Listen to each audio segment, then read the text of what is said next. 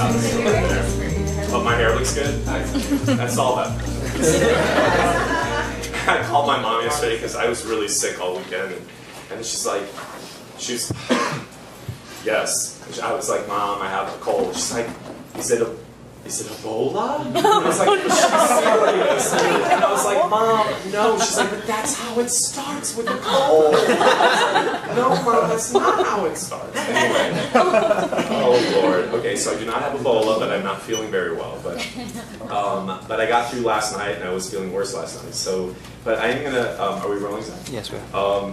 But I just want to just say a couple things. I think one thing is, I think you're going to give yourself your own lesson tonight, because you know, Lindsay has done this with you when she subs, and I know she does this with all of her classes, which is, what would be the note that you would give yourself, not like you're directing yourself, but the note for something for you to do. Something that you need to work on, something that you know is the thing that you're trying to overcome.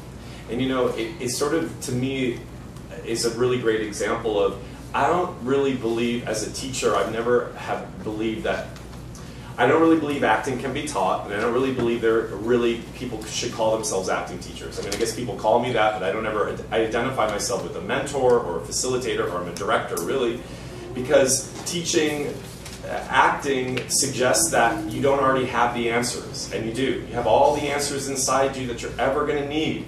Everything that you want is inside, always. And so a really good teacher just helps you awaken or uncover your own aha inside yourself. That's really all it is. So the idea that somebody is here and has all the answers for you and you're here is completely, it's false. So I think that lesson is a good lesson to try for tonight is, what is it that you want to work on, and taking your own note. And you know, I was filming something this weekend, and to me, working on camera is also really interesting because obviously the way I work with people, I get in all the time, but I also would see when actors would make their own adjustments. And you know, you're on your own at some level. You know, lots of people came up to me and they're like, oh my God, it's so great to work with a director who directs actors. And you know, I guess sometimes for a number of reasons, some directors don't. Whether they don't know how to work with actors, or they're running too late, or the schedule is such that they have other things to concern themselves about. I'm not judging other directors. I'm just saying sometimes you're going to be on your own. So you got to know how to make your own adjustment. Take your own note. Do the thing that you need to do. You see what I'm saying? And I just want to end with this because it's not really a lesson tonight. Like I said, I think I was driving yesterday or something, and I almost had to pull the car over, but instead I tweeted. Because I said, you know what? That's true, that's funny. But I, you know, I had this epiphany, which is a really big cosmic discovery. It's not anything new. But I really was overwhelmed by it. And look, I'm starting to get overwhelmed thinking about it again. To me, the answers to everything, every question you have, the answer to everything, every question you have about everything is love. It's love. That's the answer.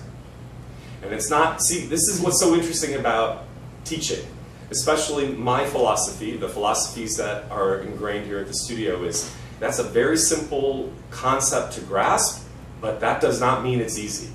Because we get triggered, we react, we're habituated, we act out of fear, and there are many, you know, passive forms of fear that are habituated. So when you negate, or you complain, or you're impatient, or you're negative, or you're in resistance, or you're in avoidance. I had an epiphany yesterday. I'm working on a project, and this person that is, he's basically the executive producer, and he's really been supported for a long time and has really helped move this thing forward. But he called me and it was stressful and I've been sick, and I could see that my first reaction was I didn't want to call him back. And then I could see that behind that is just fear. So if I could just peel that away and see that, well, what's the loving thing to do?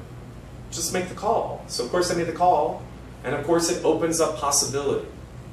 So I think as you forge forward in the questions about life, forging forward in your career and in acting and in relationships and the things that you're desiring, we often get stimulated from a reactive, habituated place. What if you just peered behind those curtains a little bit deeper and asked yourself, what is the love answer?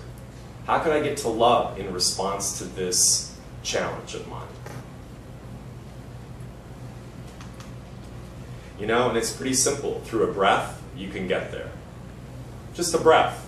Can we all take a breath?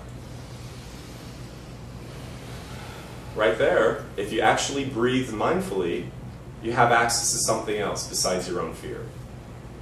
A smile, a moment, seeing something from another person's point of view. And I think the last thing is, how would your higher self react? That's always a really great way of seeing yourself through a difficulty, especially because you do so much damage to yourself. Meaning, when you get stressed or you're in a high-pressure situation or things aren't going your way, who is the first person you blame and condemn? Yourself. You're not kind to yourself. None of us are. No human being is really kind to themselves. So, and that is also habituated. But your higher self doesn't condemn you. Your higher self doesn't scorn you. Your higher self doesn't call you an asshole. Your higher self doesn't call you an idiot. Your higher self doesn't say you're not doing a great job. Your higher self doesn't say you're f***ing. Your higher self doesn't say you're a loser. Your higher self just says, oh my God, I love you. Oh my God, you're doing amazing. So try that this week. Just see if you can find behind all of that, what's the most loving way I can deal with this? And watch what will happen. Watch what will happen.